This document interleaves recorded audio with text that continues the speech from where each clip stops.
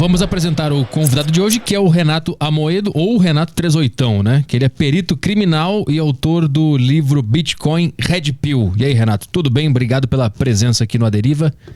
Como é que estão as coisas? Tudo bem, minha honra. As coisas estão indo, né? Bem para quem estiver preparado e não tão bem para quem não estiver preparado, né? Eu tava vendo um pouco do teu trabalho, pelo que eu entendi, tu acha que o apocalipse está chegando em breve e a gente tem que se preparar para isso? Eu acredito que é pecaminoso fazer previsões em relação ao futuro, com certeza. O principal artigo de todas as ciências sociais é o problema do uso do conhecimento humano, de Hayek. E esse artigozinho de 8 páginas, ele explica que nós não somos capazes de prever nem a nossa própria preferência daqui a 2 dias, não é isso? Então, eu construo cenários baseados em pressupostos, mas eu considero que eu posso estar errado. O que eu posso afirmar, com certeza, são fatos. E o fato no presente é que a gente vive em um regime de juro negativo, que a inflação real não é 6,5% em média do real, que a inflação não é esses índices que passam na televisão, a inflação é o aumento da base monetária, que nos últimos 10 anos foi acima de 20% ao ano. Então, se você tem qualquer investimento que descontar do risco e todos os custos, todo o trabalho que você tem, todos os tributos, ele não lhe retorna acima de 20%, 22% ao ano em real, você está perdendo em dinheiro. Isso aí, e aí a minha mensagem é essa: nós estamos em uma guerra de extermínio. Os donos do mundo, as pessoas que acham que tem gente demais no mundo, eles querem exterminar, eles querem castrar os seus filhos, eles querem prostituir as suas filhas, eles querem fazer suas filhas abortarem até não acabar com sua raça, destruir você financeiramente. E o evangelho que eu trago são as boas novas, são as novas armas que podem ser usadas para defender você, sua família e seu patrimônio dessa guerra e desse extermínio. Que são quais? Criptografia. A criptografia foi utilizada como arma em absolutamente todas as guerras nos últimos 5 mil anos de história, e hoje ela é uma arma de defesa. Você pode defender seu patrimônio, sua comunicação, você pode garantir o direito, inclusive, de discutir ideias, como a gente está discutindo aqui, que é cada vez mais restrito na Big Tech, né? Através de sistemas criptográficos. Então existe uma intenção dos donos do mundo em acabar com nós, cidadãos comuns. Isso é expresso, né? Eles querem reduzir, eles dizem inclusive sua pegada de carbono e tal, que o carbono que eles querem eliminar é você, que você não terá nada e ser lá feliz, exatamente. Mas por que eles querem fazer isso? Pois é muito difícil dizer de onde vem a intencionalidade, mas os planos deles são abertos, eles estão dizendo isso abertamente, né? Como o professor Olavo era muito criticado, mas ele dizia as coisas 10, 15 anos antes, porque eles iam simplesmente nos documentos do PT, né? Nos cadernos, nas atas, eles diziam abertamente o que eles iam fazer, né? Como o pessoal agora que apoiou o Lula, depois, eu não esperava que Lula fosse Lula 2 e não Lula 1. Pô, era só ver o que ele estava prometendo que ele ia fazer, não é isso ou não?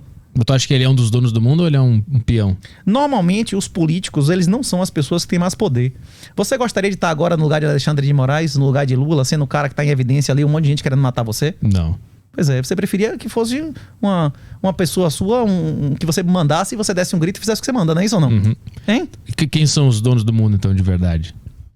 É muito difícil identificar pessoas específicas, mas existem dinastias, existem grupos, né? Existem, se você for pegar praticamente todos os produtos que você usa em sua vida, da fórmula que nem existia há 50 anos atrás, da fralda descartável até a fralda geriátrica, é um grupo de 2, 3 grandes empresas que controla praticamente tudo industrializado ou financializado que existe no mundo, BlackRock, Vanguard. Só que o livro não trata especificamente disso. Tem vários livros, inclusive o professor que está sendo meu cicerone aqui em São Paulo, o Alexandre, que explica isso até muito mais detalhadamente. O meu livro serve especificamente para dar uma outra red pill. Para dar uma red pill de que a maioria das pessoas... A gente não chega nessa profundidade de discussão de quem são os donos do mundo, de quem é a intenção de te matar. A nossa discussão ela é mais simples. Qual é o conceito verdadeiro de inflação que consta lá nas 6 lições de Ludwig von Mises? Há 100 anos atrás, ninguém aceitava que a inflação era aumento de preços. Se você aceitar isso, você está renunciando a todos os ganhos tecnológicos. O mundo avançou tecnologicamente nos últimos 20 anos. E o preço da gasolina aumentou ou diminuiu? Aumentou. Pois é. Isso significa que o governo imprimiu dinheiro além do nível inflacionário, além do nível de ganho de eficiência. Se ele só aumentasse a base monetária, o que aumenta de eficiência, o preço se manteria estável. Isso é uma boa pra gente começar aqui, Renato, porque o público aqui não é um público acostumado totalmente com Bitcoin, com economia. É bom explicar o que é o juro negativo, pro cara entender. Por que investindo e mesmo teoricamente lucrando, recebendo, ele na verdade está perdendo? O que é o conceito do juro negativo? É o seguinte, o Estado tem 3 formas de arrecadar dinheiro. O Estado pode arrecadar dinheiro através de impostos, que ele já chegou no limite. Se você tiver alguma dúvida, a curva de Laffer demonstra isso muito claramente. Hoje em dia, inclusive, o Estado arrecadaria mais, reduzindo a alíquota de vários impostos, né? Isso aí já demonstra que ele não tem mais como aumentar a arrecadação. Se o Estado cobrasse 100% de imposto de renda, alguém ia trabalhar? Não. Não ia valer a pena. Não ia valer a pena, não é isso? Isso é a curva de Laffer. Existe uma segunda alternativa que é o endividamento. Só que o endividamento do Estado ele tem uma curva exponencial, como de qualquer pessoa, né? Você consegue 100, 200 reais emprestado de graça. 1.000 vai custar Quanto mais você se endivida, menos você garantia você tem, menos possibilidade de você cumprir. Eles vão exigir mais covenants, mais garantias, mais colaterais e mais juros, não é isso? Então isso também não é uma saída. A terceira saída que o Estado moderno... Inclusive, o grande livro do professor Olavo é o Jardim das Aflições, ele explica exatamente isso. O problema do crescimento exponencial, inevitável e inexorável do Estado, né? Como um prefeito merda de interior hoje tem mais poder sobre nossas vidas do que qualquer imperador de 100 anos atrás, né? Então, a terceira possibilidade que o Estado está usando é a senhoriagem. É a diluição do valor das coisas, inclusive da moralidade, através da impressão de moeda sem limites. Porque o real, como o dólar desde 71, é uma moeda fiduciária. Ele não tem nenhum lastro e não existe nenhuma segurança de quantos reais vão existir daqui a 1 ano ou 2. Então, e a diluição, como aconteceu sistematicamente, a gente explica, inclusive, no livro, os ciclos intergeracionais. Existem ciclos de uma geração, de 80 anos, tem ciclo de 4 gerações, tem ciclos milenares, e nesses ciclos aconteceu várias vezes, 100% das vezes que houve diluição da moeda, que houve moeda fiduciária. A moeda fiduciária virou pó e a sociedade colapsou. Foi o que aconteceu a hiperinflação em Weimar, que a maioria da classe média tem experiência com prostituição para comprar comida. Foi o que aconteceu na Áustria, foi o que aconteceu sistematicamente em todas as experiências de Estado social. Tem em Roma, né? Em Roma, na Grécia, inclusive na Grécia, na Segunda Guerra do Peloponeso, tem registros escritos que as mulheres de Esparta podiam dar quem quisesse e o marido não podia sequer reclamar e elas não tinham mais filhos, que é exatamente o que acontece hoje. Se você chegar em sua casa hoje, você é casado? Uhum. Se você e sua mulher estiver fazendo orgia na cama, você pode dar um grito, você que tá cometendo crime de violência psicológica, não é isso? Mas Você pode reclamar, dar uns pau nela? como é que isso se relaciona com a moeda? A moeda que provoca esse tipo de distorção. É a diluição da moeda. A diluição da moeda ocorre em decorrência do welfare. O welfare é o domínio de valores femininos na sociedade. A sociedade, o que você chama de civilização, é um pacto de homens com mulheres. As mulheres renunciam, pelo menos parcialmente, à hipergamia e os homens renunciam, pelo menos parcialmente, à poliginia, não é isso? A maioria dos homens na natureza humana que tem um monte de mulher, ele quer várias, e a mulher quer o melhor, não é isso? Agora, normalmente ela casa e o cara, se por algum motivo ela achar que o cara dela não é o melhor, ela vai querer fazer um monkey branch e passar pra outro melhor, não é isso? O problema é que chegou num nível de hipergamia tão potencializado que hoje em dia a greve dos homens está se generalizada. O principal problema hoje econômico no mundo não é a impressão de moeda. O principal problema econômico do mundo, inclusive o Elon Musk, que é o homem mais rico do mundo, já repetiu isso dezenas de vezes. É o colapso demográfico, né? Mas eu não entendi como é que a moeda afeta esse comportamento. Como é que a diluição da moeda dá ao Estado o poder de gastar de maneira absurda e gera distorções. Todos os preços que você vê na vida, eles são informações, beleza? Todos os preços são informações. O preço inclui a informação de quantas pessoas querem comprar o pão, quanto custa o trigo, quanto custa o trabalho do padeiro, tudo tá ali naquele preço. Toda vez que o governo imprime moeda da cabeça dele, ou tabela preços, como Sarney fez, como Maduro fez, ou tabela taxa de juro, que é o preço mais importante da sociedade, ele gera malinvestments, ele gera informações mentirosas. Se você for na literatura mundial, há 200 anos atrás, Fausto de Goethe, o diabo já explicava que a moeda dele era a moeda da mentira, que você pegava um papel e escrevia vale X de ouro mesmo sem ter ouro. E isso era moeda fiduciária. Ou seja, a humanidade, a literatura mundial já entendia há 200 anos atrás que a moeda fiduciária era a moeda do diabo.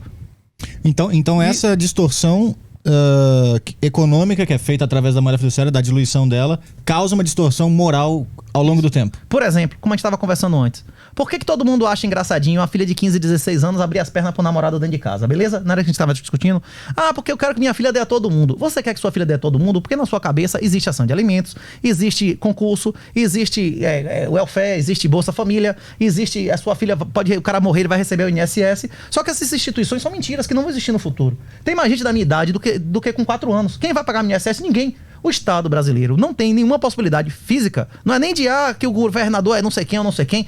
Não interessa. Inclusive, o presidente mais cor-de-rosa, mais feminista da história do Brasil foi Bolsonaro, não é isso? Ele aprovou mais de 70 leis feministas, né? Então, não importa quem tá no poder. Como os cursos lá deixam claro, o mais importante não é a sua intenção, o que você acredita. São os compromissos pessoais, não é isso? Sim. Isso. Não importa quem tá no poder. A questão são as instituições. As instituições hoje, vale a pena, hoje no Brasil, ser vagabundo ou vale a pena ser honesto? No Brasil, vale a pena ir embora. Não, depende. Depende de sua atividade. Depende de sua atividade, não é isso? Não pode valer a pena ficar aqui. Inclusive, vale muito a pena você estar aqui com renda forte. Quem tem renda em dólar vive mal na Argentina? Não. Quem tem renda em dólar vive mal na Venezuela? Vai ter gente beijando o seu pé, meu irmão, pra você pegar a mulher e a filha dele na frente dele por $5, não é isso ou não? Em Cuba, quem tem renda em dólar tá vivendo mal? Quem não pode ficar aqui é seu patrimônio. E uma das coisas que eu afirmo publicamente é que quem investe, quem tem ações na bolsa, quem investe em tesouro direto em um país que é uma ditadura de exceção, um país que não tem lei, ele é inferior aos próprios ditadores. Ele é moralmente inferior aos ditadores. Porque é o seguinte, o que é moralmente inferior? Você estuprar seu filho ou o filho do vizinho? O seu próprio, né? O seu próprio, que você tem dever de defender o seu filho, não é isso? Quando uma pessoa vai lá e rouba um ditador, ele tá defendendo a família dele, os interesses do grupo dele. Na hora que você coloca dinheiro na bolsa, você bota dinheiro numa ditadura, numa bolsa de Coreia do Norte, uma bolsa cubana, uma bolsa de Caracas, você tá traindo e destruindo a sua família em benefício de outro, não é isso? Você tá estuprando seu próprio filho. Então, isso é uma das coisas que a maioria das pessoas que E você ouvem... tá legitimando a decisão dele. Então, toma o meu dinheiro, Estado, para fazer o que você quiser. Perfeito. Controle minha família, controle o futuro de meus filhos, pegue, inclusive... A dona das Pernambucanas, bilhões de reais, o judiciário disse que a empregada dela era mulher afetiva e que o filho da empregada era filho afetivo. 100% do patrimônio foi pra essa galera. Se ela tivesse Bitcoin, dava pro juiz definir que 100% do patrimônio dela era da empregada e do filho da empregada. Acabou o negócio de filho bastardo, não vai ter direito a nada, porque você não vai ter como executar nada. Acabou o negócio de filho bastardo, de sexo. Inclusive, a modificação da moeda leva a modificações das motivações, que vai... foi o que eu falei. Eu acredito que em 20 anos, a maioria dos casamentos no mundo vão ser com dote. Se você não pagar, você não vai ter acesso a uma mulher. Por exemplo, vamos dar o exemplo aqui da Venezuela. A moeda se diluiu tanto, ela não vale mais praticamente nada. Os caras não querem receber na moeda da Venezuela. Tanto que eles estão negociando tudo em dólar, o cara vende a casa, vende por dólar, liberaram isso agora, né? Isso fez crescer a economia, inclusive. Mas assim, pelo governo ter imprimido tanta moeda, ela não valer mais porcaria nenhuma por causa da hiperinflação, os caras começam a prostituir a filha, a mulher, então isso gera uma degeneração moral nas pessoas por causa do Estado. Não, e se você não cometer crimes, se você não cometer crimes, você não sobrevive, você vai cometer crimes, ou você vai embora ou morre, ou vira um bandido, não é isso? Num regime desse. Em Cuba, quem obedecer a lei vai morrer de fome, não é isso? Todas as pessoas têm que cometer crimes para sobreviver. E o governo pode punir quem quiser. Isso fica muito claro. Quem quiser entender a mentalidade do esquerdista, lê um livro, inclusive tem um prefácio no Brasil de Olavo Lobachevsky. Não são pessoas normais. São psicopatas ponerológicos. E 1/3 da população do Brasil são idiotas úteis. São pessoas que você disser pro cara, o céu é azul. O cara, você mostrar pro cara, ele prefere acreditar na palavra do mentiroso do que nos olhos dele. Então tu enxerga que o real vai chegar nesse ponto. Quanto era um grama de ouro quando começou o real? Não sei. Era R$10, agora é mais de 300. O real já colapsou. Por que a gente tá ainda vivendo? Por que tá rolando ainda? Você tá vivendo, agora você tá perdendo 20 a 30% da riqueza que você teria se você não tivesse usando essa merda. Isso. Por ano. Senhoriagem, como eu falei, é a remuneração pelo monopólio da emissão da moeda. A gente fez guerra com Portugal por causa de uma senhoriagem de 20%, que era o quinto, não é isso? O quinto não é 20%? É ou não? Porra, essa é a única conta que advogado sabe fazer, não é isso ou não? Hein? Não, é um quinto. Só que o problema é que você cunhava o ouro com o selo real que pagou imposto. E esse quinto não era todo ano, era tipo uma vez só? Uma vez só. Você minerou o dinheiro, ele botou ou cunhou em moeda ou marcou na barra que pagou o quinto, você podia circular séculos. Agora você paga 20% ao ano. Se você duvidar o que eu estou dizendo, procure ler as 6 lições de Ludwig von Mises. Então, peraí, então esse quinto, que é 20% uma vez só, e pra nunca mais, gerou uma guerra, e hoje em dia é 20% por ano, e a gente tá quietinho aqui. E aí você investe seu dinheiro no ouro, aí você investe 10, ganha 300, e você ganha um dinheirão, vai ter que pagar imposto de renda. Agora, na hora que você pagou imposto de renda, você consegue recomprar o ouro que você tinha vendido? Ou seja, você perdeu até em ouro, que é uma coisa que está sendo absolutamente demonetizada. E em dólar vale menos do que hoje, do que vale em 2011, não é isso? Então, tipo assim, é um negócio, o legacy, o sistema convencional, não tem nenhuma alternativa. Não existe mais investimento, é mentira. Quem lhe vender investimento está mentindo para você. A definição de investimento é um veículo que tem uma expectativa média, um valor presente líquido de ganho. Isso não existe em lugar nenhum no legacy. O Bitcoin, inclusive, não é investimento. O Bitcoin é poupança, é só isso. É um hedge. É só uma segurança que o governo não vai te tomar o que é seu. Exatamente. E ninguém pode lhe diluir. Exatamente. Eu tenho dinheiro na bolsa e em renda fixa. Eu tô sendo jogado para trás pelo Estado. Você reconhece que o Brasil é um estado de exceção ou você acha que é um estado de direito? A aplicação da lei, a regra ou a exceção? Não faço ideia. Pois é. Tá sofrendo as pessoas que não, o problema não é você, que você realmente nunca se preocupou com isso. Só que a maioria da população brasileira, que eu ouço pelo menos, que é investidor, reclama que o Brasil não tem lei, que só vale a pena ser vagabundo e tal, e continua investindo nisso aqui. Isso é um comportamento totalmente hipócrita, não é isso? É a síndrome de Estocolmo? Exatamente. A questão é que a maioria das pessoas nem sequer... ele não vê alternativa, não é isso? A maioria das pessoas nunca ouviu falar. Você precisa de ouvir falar umas 10 vezes em Bitcoin pra você ter o estímulo de ler o white paper, de pesquisar o que é, não é isso? De entender que, pela primeira vez na história da humanidade, existe uma propriedade absoluta que nenhum juiz toma de você. Existe um ativo que, pela primeira vez na história da humanidade, se você não quiser deixar pra ninguém, você leva com você pro caixão. Nem de todas as outras pessoas da humanidade quiserem te tirar, não tem como tirar de você. É muito difícil a pessoa entender isso.